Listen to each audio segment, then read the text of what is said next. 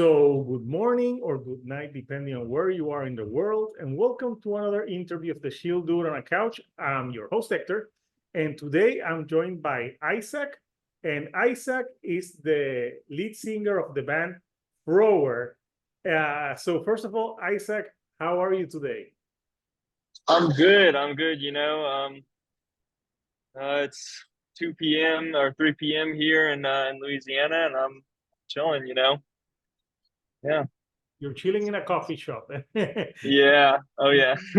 Now, so for people that don't know Thrower, because first of all, it's a new band. You just put out a new album today, Friday, and it's called Blink. Yeah. And look, I did some research. So the band is named after you. Your last name is Isaac Thrower. So Yes. yeah, it's cool. Like when you were calling up with names, like did any other member in the band say like you pretentious man?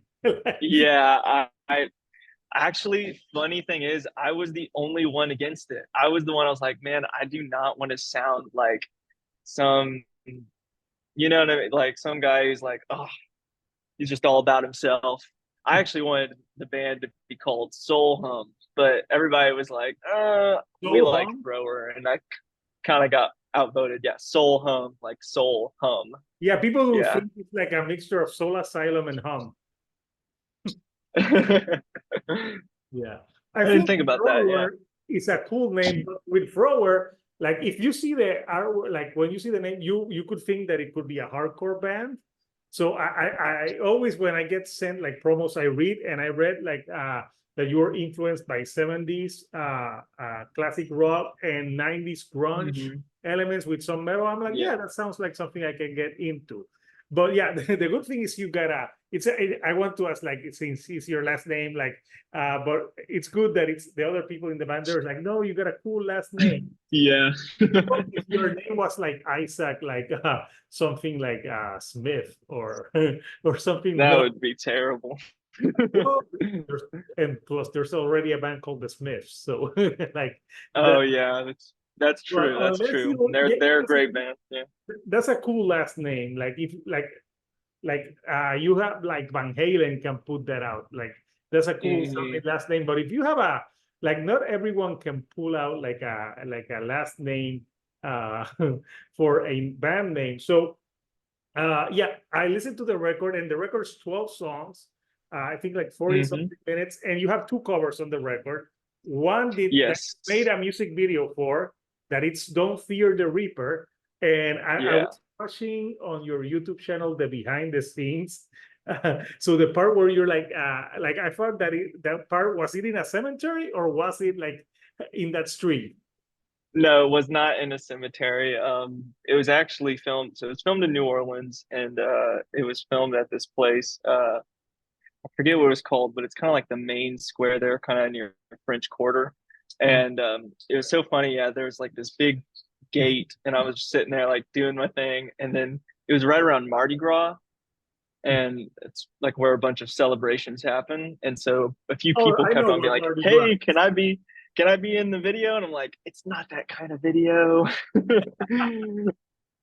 You're like, no, But this is yeah. not a girls gone wild video. But actually, Yeah. I saw the music video and you couldn't tell where you filmed it. I thought it was in the cemetery, but I watched a few of the videos that you had. And I watched the one for Blink Dog too, which is that's an original track that you have on the record. So Hmm. let's talk a little bit about the background for Thrower. Like, how did you guys meet? And obviously, uh, I'm guessing I know, but like, what are your music? How did you guys form? And what are your musical influences? So that's a two-part question. Yeah, so we kind of formed actually. It's a funny story because the first song on the album, Reach, is probably one of the oldest songs. That's kind of where the origins of the band stem. Me and the lead guitarist thrower Cole, kind of got together, wrote Reach, and we were going to start a band, but it didn't quite work out. And then time goes on, and eventually some of our demos get in the hands of this guy Mark Gray, and then he gets it to Bobby Amaru of Saliva, and Bobby's like, I want to record these guys. It's pretty cool, and kind of one thing led to another, and the band kind of got united, and we did these songs in this album. And it's kind of the short version, but yeah, it's kind of where, and this all happened pretty quickly, because the band is not that old. At as we just released our first album. You look young, But man. yeah, we're all like 21, I think. Maybe one of us You is think? 22. You're like, Huh? I don't know how old we are. You're like, I think we're 21. I don't know with that. I'm 21. I don't know about the other guys. I think they're also like about 21. But yeah. Yeah. So I saw that you did a short clip playing. I think it was Even Flow from Pearl Jam. Yeah. Yeah, hmm it sounded great, and I love Pearl Jam. Did you get to listen to the new album? I listened to it a little bit. I haven't really gone in depth and like got into it yet, just because I've been listening to actually a lot of different stuff lately.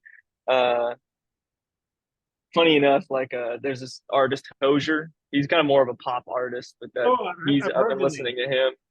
And then um, there's this other band called Aberdeen is Dead, who's like this kind of newer, younger band um, out of the States, but they're also kind of grungy, and I think they're pretty Nirvana influenced. But I thought that's who I've been listening to. But, but yeah, Yeah. So tell me, how did you get into a lot of like 90s and stuff? I bet were your parents cool? They put good music on. they were pretty cool. But it was also actually my best friend growing up, Hunter. Um, he's not in the band, but like when we were very young, he was like, "Look, man, we need to start a band."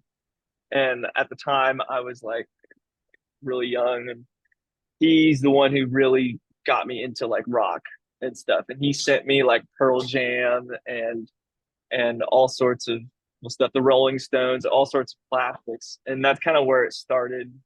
Um, and then I kind of discovered Soundgarden and like STP and all these grunge bands, and I was just like, oh my god, this is so cool.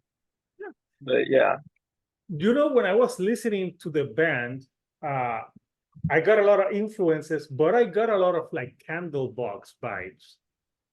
Because yeah, Candlebox, they came out of that grunge scene, but they came out like went to the grunge scene. They got a lot of shit, but I thought they were good, and they were like more bluesy influence. And there's some songs on mm, here that the type of voice that you have really reminded me of that old school Candlebox. Uh, I yeah. don't know if Candlebox was an influence, but that's something I heard. Oh, definitely. Oh, I definitely love Candlebox. They're definitely up there for sure. I mean, Changes is probably probably one of my favorite songs. I mean, that with a few others, but yeah, I really like Candlebox for sure. Yeah. So when you were, recording, why did you decide with two covers? Because that's interesting. Usually, like Yeah, that's like one cover, but you decided on two. Like yeah. one of the covers is an In Excess song. I remember when I hmm saw the title before listening, Never Tear Us Apart. I think that's a cover because I remember like Yeah. that one from In Excess. So why those two covers in particular? So they actually, my personal pick was Never Tear Us Apart, because I'm actually a really huge NXS fan, and I like a lot of their songs. Funny enough, um, but I really loved that song, and I wanted to do like our own take on it.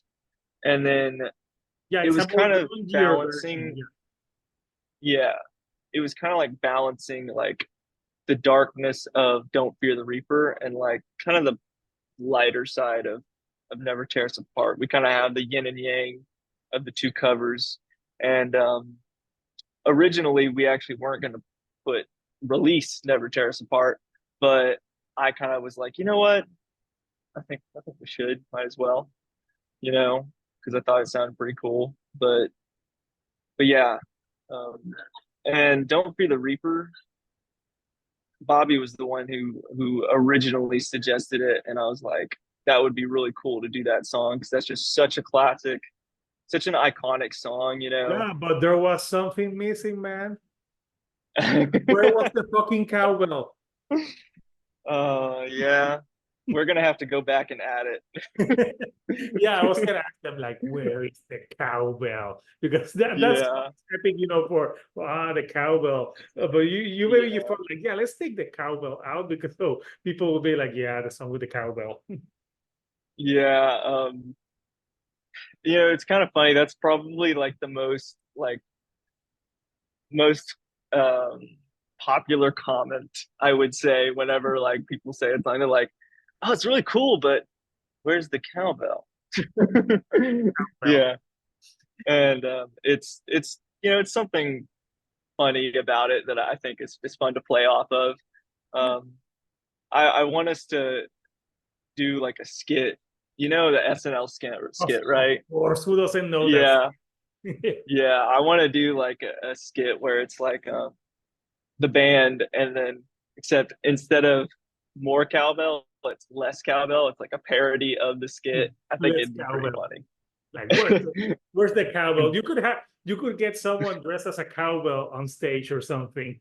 Yeah, Yeah, that would be hilarious. But I noticed that, and also the song, it's kind of like more like moodier than the original. Like hmm obviously you did like, in a grunge version, but I like the music video. And the only thing I was gonna ask was about the cowbell. But let's talk about the original songs on this album because to let people know you guys write songs too, and you have some great songs on here. I thought Blink Dog, I like the song and I like the music video because you guys yeah, the trench coats with blood on them. And I was yeah. that inspired by American Psycho. A little bit actually. It wasn't 100% inspired by American Psycho, but it was definitely like an idea that was thrown in there, and it was like, yeah, um, we wanted to get these like jumpsuits and kind of have the idea of where it just slowly, like as the video goes on, like there's more and more like blood on it and stuff, Yeah. and then at the end it's just like all crazy. Um, but yeah, I mean, it definitely was a little inspired by American Psycho for sure. Yeah, but you didn't want to do like I think there's a metal band that I can't remember the name now that everything's with horror theme. But and they did one for American Psycho, and it had Oh Jake yeah, from Papa Roach, and the name of the band escapes me from my mind. I'll remember later. But yeah, you and in your YouTube channel, you even have you guys are you say playing live, like you're playing Papa Roach, you're playing oh yeah, different songs. So Blink Dog, which is your music videos. I'll post a link for that video since it's the original, an original track for you. yeah. What is that song about?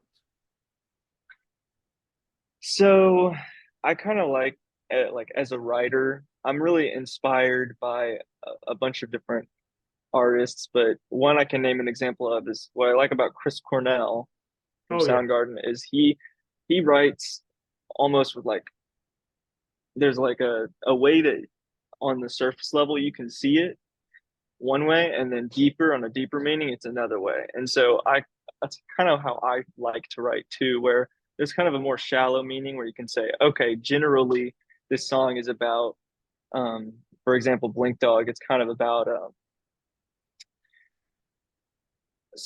somebody who is more so just giving and giving and giving to others, and wants almost wants something in return. Like, what's in it for me? Like, I'm doing all this stuff, I'm bleeding for you, why don't you bleed for me, and yeah, and then on like a deeper level it's probably there's like a more specific story that goes into it. But yeah, Okay, yeah, no, I love that you mentioned Chris Cornell because yeah, he wrote some interesting lyrics and sometimes some things I love about those 90s artists like Nirvana, Soundgarden, even Pearl Jam, they wrote songs that they weren't that like cut and paste, like easy to decipher. You could have different Exactly. interpretations to the music. And sometimes I think that today's music it's more easier to understand because there's like no mysticism. So Yeah. it's like you read and like yeah, you know what it's about, especially in like modern rock bands. But Hmm. I like it that there's been a resurgence of the music I love from the 90s, and you know you guys are a band that is doing it. So how has the I know the album just came out today, but how has been the reception so far for it's a debut record? Yeah. So far it's been pretty good. I mean, I'm getting lots of people, just lots of love, talking about the album and few of the songs that they like. A lot of people do like Blink Dog. Overgrown seems to be another popular one. Yeah, Um, a lot like of the way I yeah, think it's interesting because it's more yeah, acoustic, more softer. yeah. Uh, Hmm. So I enjoyed that one because that's almost at the end of the album. And Undertow, before listening, I'm like, I hope this is not a Tool cover. I actually, funny thing is, I hate myself for it, but I had not listened to Tool really before I wrote that song. So in my head, I'm like, Undertow, like that's such a cool song name. Like I'm so excited to do this, and like I did it, and then after it's kind of done, Then you get a I cease like and desist look from it them. up. No, no, I like look up. I get Tool, and I'm like, oh, okay. Yeah, that's the name Yeah. of their debut record, Undertow. But yeah, Yeah. Yeah. but yeah, there's different styles and flavor. You have like a song like Desert Song that is more 70s influence. Then you Hmm. have harder songs like Eye for an Eye, I all I know, which is like a shorter track as well. So it's got like Hmm. different type of flavors, and there's a lot of like there's a lot of guitar solos on this record, and like Yeah. classic sounding guitar solos with the also the 90s grunge influences. So what is your feeling on guitar solos? Because I know it's not as a lot of bands don't do guitar solos nowadays like they used to do in the past. Yeah. Yeah. Um, I mean, I think it's about, balancing it out. So you don't want to like have like a 4 minute solo unless you're Leonard Skinner playing Freebird, right? Yeah, So it's about adding to the song. Like you mentioned Desert Sun, some of those leads, it's like right after the chorus where it's kind of like a transition into back into the verse where it's like it really helps you get it overall adds to the tone of the song.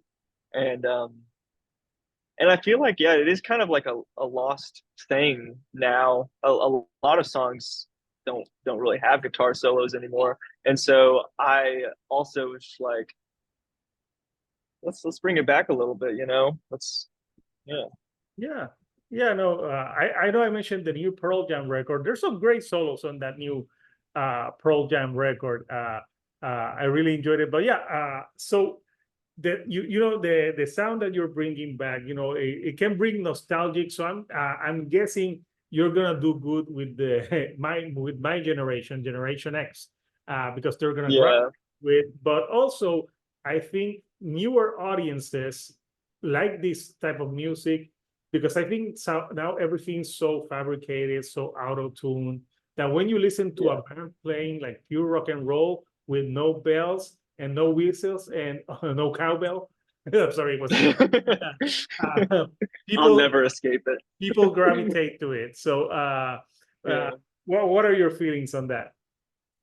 Yeah, actually, so the really interesting thing about that is a lot of my generation, at least I feel a lot of my generation is into all that older stuff. A lot of my friends, we are all into that same music. in like 70s, 90s, even like all sorts of stuff.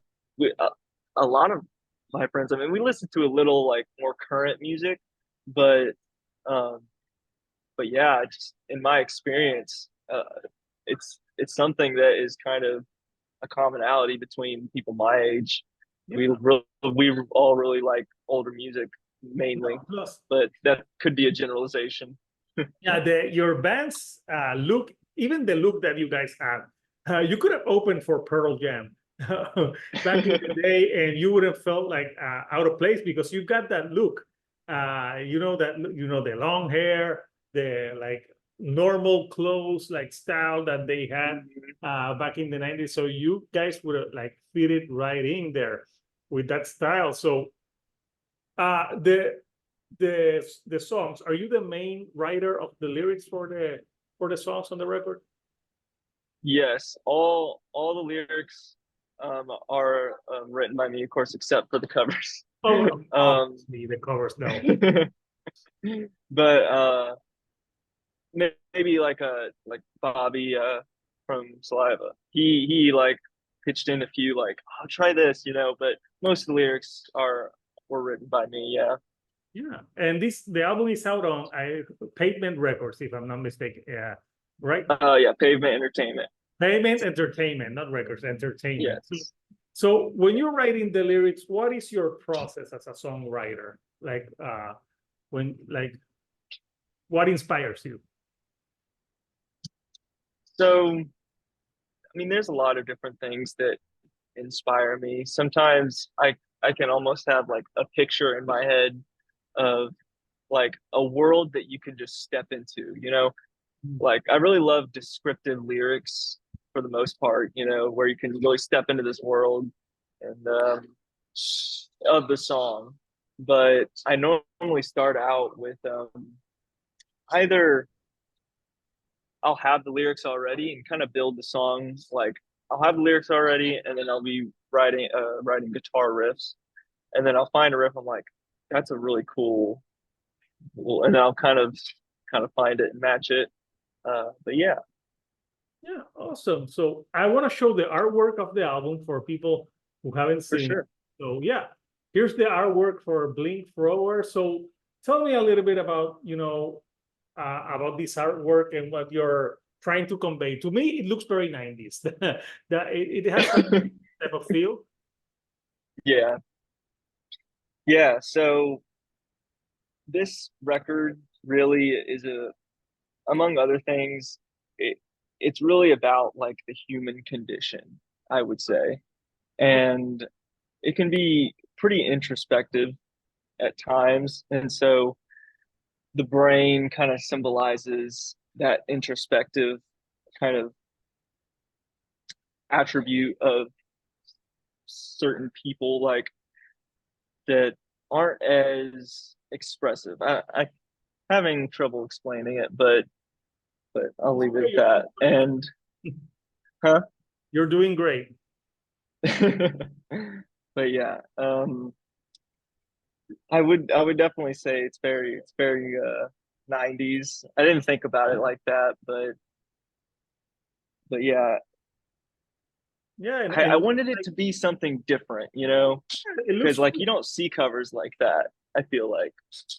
And so that's kind of Yeah, like there's like who's in the picture because I see an eye and it's upside down. Is that you or is that someone else? it is not me actually. I am not sure. I'll have to ask the graphic designer who made it who that is, but Uh, it is not me. it, Um, it is not yeah, and I you. don't know what bug You that didn't is put a either. you didn't put a baby on the cover, so the baby would sue you 20 years later. No, no. I hope not. No. Well, if you get sued by someone, you made it. Like this this album cover has traumatized me so much that I reenact the pictures every time. But yeah, that guy, I would love to meet that guy. I just tell him like, dude, cut the crap. Like, tell me Yeah. how many times were you at a bar and you told someone like, hey, I'm the baby on the Nirvana album cover. Like because Never mind. One of the that's most best-selling. that's a pickup line. If that's not a pickup line, I don't know what. If I was on that cover, being young, I would do that. I'm like, I was on the cover of that album, Hmm. or maybe like the Blind Melon. You remember Blind Oh Melon? yeah. Oh Yeah, yeah. I was like dressed in a bee outfit, but yeah, I uh, I think for emerging bands, do not put babies or kids on your album covers. They will come Mhm. back to sue you. So Yeah. yeah, so smart. Never do that. So for you, this being your debut record, and I like to ask sometimes like for people who haven't heard the band, which song on this album would you say represents the band better? Like listen to this track. This represents everything that we're about. Yeah. So there is a few that I would say, kind of branching off that question, and I'll go back and answer it. Of There are course. a few songs where we could really expand on that sound in the next record. Like you said earlier, like there's a lot of different almost aspects of some of the songs. It kind of is dynamic in a way, and it kind of shows all the different, um, of course, inspirations, but where we could go for the next album. And if I had to choose a song that would be like where the band could go next, would be either Overgrown or